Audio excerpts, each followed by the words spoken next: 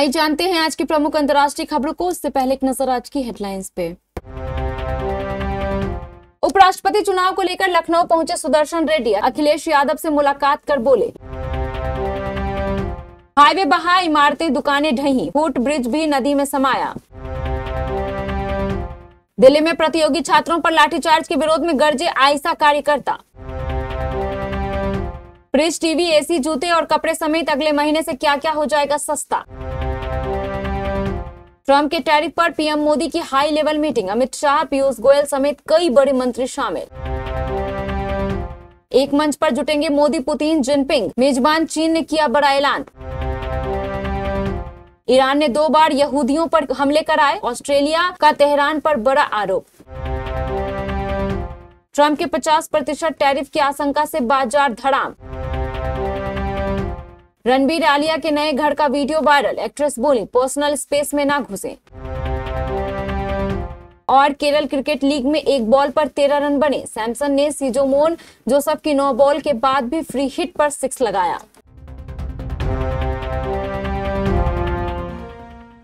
लखनऊ पहुंचे इंडिया गठबंधन के उपराष्ट्रपति पद के उम्मीदवार बी सुदर्शन रेड्डी की सपा मुखिया अखिलेश यादव से मुलाकात हुई। इस दौरान उन्होंने कहा कि यह चुनाव हार या जीत का नहीं बल्कि सिद्धांतों का है। रेड्डी ने बीजेपी पर चुनाव को विचारधारा के आधार पर बांटने का आरोप लगाया। उन्होंने कहा कि न्याय के पक्षधर लोग अपनी अंतरात्मा की आवाज पर वोट देंगे। सुदर्शन रेड्डी ने बताया कि वे उत्तर प्रदेश से चुने हुए नेताओं का समर्थन लेने आए हैं। अखिलेश यादव के बिना यह सब संभव नहीं था।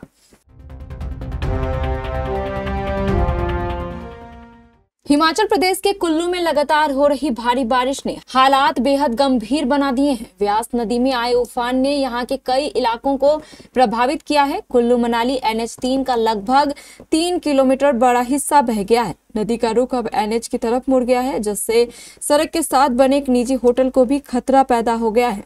मनाली के बाहंग क्षेत्र में एक और 2 मंजिला इमारत पानी की भेंट चढ़ गई। लगातार हो रहे भूस्खलन से स्थिति और बिगड़ती जा रही है।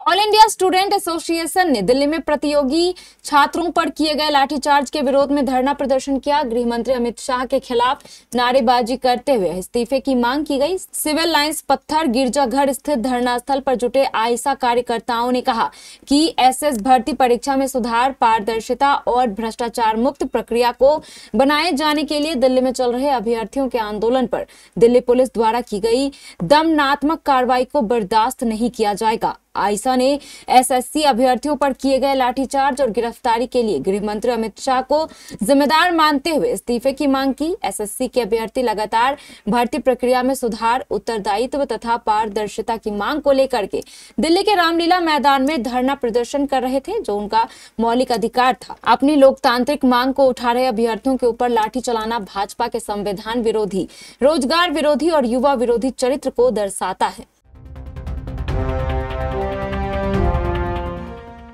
प्रधानमंत्री नरेंद्र मोदी ने 15 अगस्त को लाल किले की प्राचीर से जीएसटी सुधार की बात कही थी।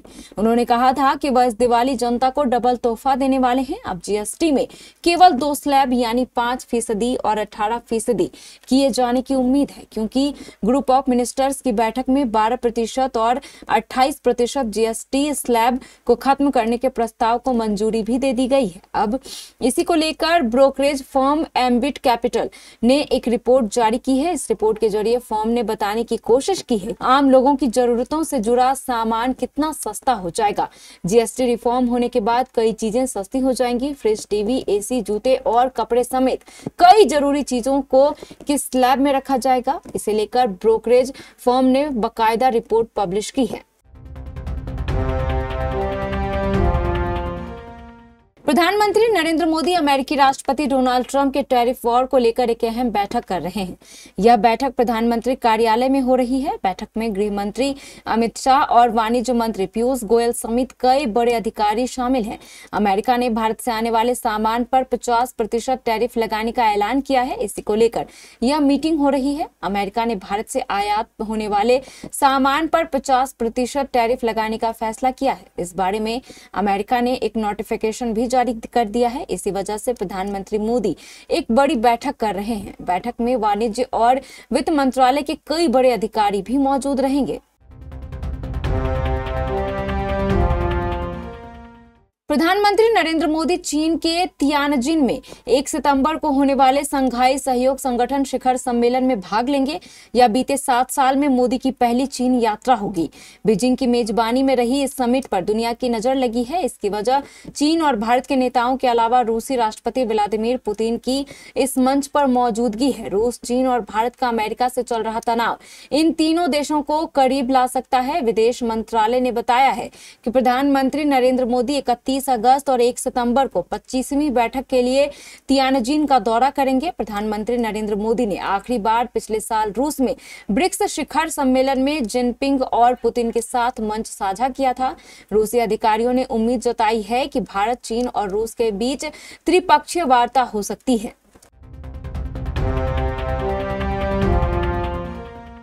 ऑस्ट्रेलिया के प्रधानमंत्री एंथनी अल्बनीज ने ऑस्ट्रेलिया में कम से कम 2 यहूदी विरोधी हमलों में ईरान का हाथ होने का आरोप लगाया है। उन्होंने कहा कि खुफिया जानकारी से ये बातें पता चली है। इसके बाद ऑस्ट्रेलिया में ईरान के राजदूत को निष्कासित करने का फैसला लिया गया है। ईरान के राजदूत को ऑस्ट्रेलिया छोड़ने के लिए 1 हफ्ते का समय अल्बनीज सरकार ने दिया है। अल्बनीज ने कहा कि ऑस्ट्रेलियाई सुरक्षा खुफिया संगठन ने पाया है कि ईरान सरकार ने पिछले साल अक्टूबर में सिडनी में कोशेर धार्मिक कानूनों के अनुसार तैयार किया गया भोजन खाद्य कंपनी लुइस कॉन्टिनेंटल किचन और पिछले साल दिसंबर में मेलबर्न में अदस इजराइल आराधनालय पर हमले कराया था। अमेरिकी टैरिफ को लेकर चिंताओं के चलते मंगलवार को प्रमुख सूचकांक सेंसेक्स और निफ्टी में 1% से ज्यादा की गिरावट दर्ज की गई। अमेरिकी डॉलर के मुकाबले रुपया 13 पैसा गिरकर 87.59 पर बंद हुआ। विदेशी मुद्रा व्यापारियों ने 27 अगस्त से लागू होने वाले भारतीय वस्तुओं पर 25% अतिरिक्त अमेरिकी टैरिफ को लेकर चिंता के कारण आयातकों की ओर से डॉलर की मांग मजबूत हुई। इसके अलावा विदेशी पूंजी की लगातार निकासी और कमजोर वैश्विक रुख ने भी निवेशकों की धारणा को कमजोर किया। 30 शेयरों वाला बीएसई सेंसेक्स 849.37 अंक यानी कि 1.04% गिरकर 80,786 अंक पर बंद हुआ। बॉलीवुड एक्ट्रेस आलिया भट्ट और रणबीर कपूर मुंबई में एक नया घर बना रहे हैं जिसकी कीमत 250 करोड़ रुपए बताई जा रही है। हाल ही में इस अंडर कंस्ट्रक्शन घर की तस्वीरें और वीडियो भी सामने आई थी जो सोशल मीडिया पर वायरल हो रही थी। अब आलिया भट्ट बिना परमिशन लिए उनके अंडर कंस्ट्रक्शन घर को रिकॉर्ड करने वालों पर भड़क गई हैं। आलिया भट्ट ने इंस्टाग्राम पर एक पोस्ट शेयर करते हुए उनके घर की तस्वीरें और वीडियो बनाने वालों को खरी खोटी सुनाई है। एक्ट्रेस ने इसे प्राइवेसी का उल्लंघन करना बताया। इसके साथ ही आलिया ने अपील की है कि जिस किसी ने भी उनके नए घर के विजुअल शेयर किए हैं तुरंत डिलीट कर दें। केरल क्रिकेट लीग में मंगलवार को एक बॉल पर 13 रन बने। संजू ने त्रिशूर टाइटंस के गेंदबाज सिजोमोन जोसेफ की बॉल पर छक्का लगाया। इसे अंपायर ने नो बॉल करार दिया। इससे उन्हें एक और बॉल डालनी पड़ी। सैमसन ने फ्री हिट पर भी छक्का लगाया। 30 साल के संजू कोची ब्लू टाइगर्स की ओर से 46 गेंदों में 89 रन की पारी खेली। इस पारी में 4 चौके 9 छक्के जड़े। संजू के विस्फोटक पारी के दम पर कोची ब्लू टाइगर्स ने 20 ओवर में 7 विकेट पर 188 रन बनाए। जवाब में त्रिशूर टाइटंस की बैटिंग जारी है। यह मुकाबला तिरुवनंतपुरम के ग्रीनफील्ड इंटरनेशनल स्टेडियम में खेला जा रहा है।